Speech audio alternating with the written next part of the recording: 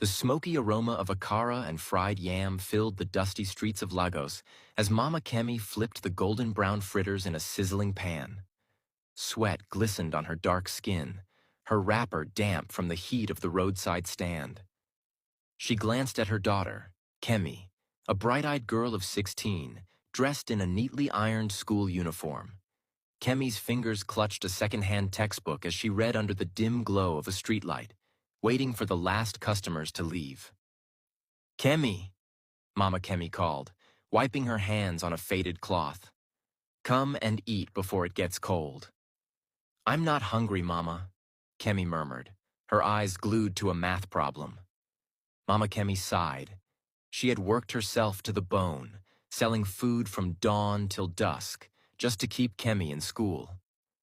She had once dreamed of a different life, a life with Kemi's father before he disappeared, leaving her to fend for their only child. "You will go far, my daughter," Mama Kemi whispered, placing a steaming plate before her. "One day you will have a life better than mine." Kemi looked up and smiled. "I promise, Mama, I will make you proud."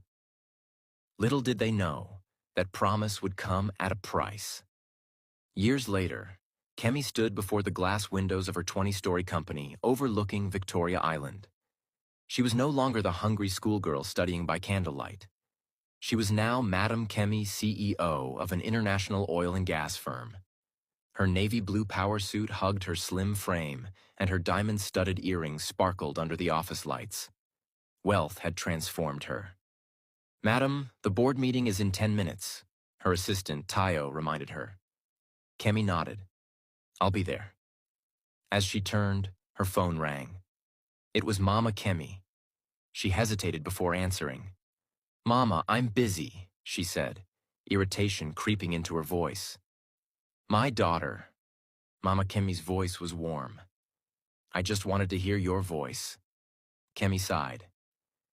"Mama, I sent you money last week. What else do you need?" Mama Kemi was silent for a moment. "I don't need money, my child. I need you." Kemi exhaled sharply. "Mama, we've talked about this. My life is different now. I don't have time for... You don't have time for your mother?" The question stung, but Kemi ignored it. "I'll call you later." She hung up without waiting for a reply. Mama Kemi sighed, staring at the old, peeling walls of her one-room apartment in Mushin. She had spent her life building her daughter's future. But now that Kemi had everything, was there no space left for her?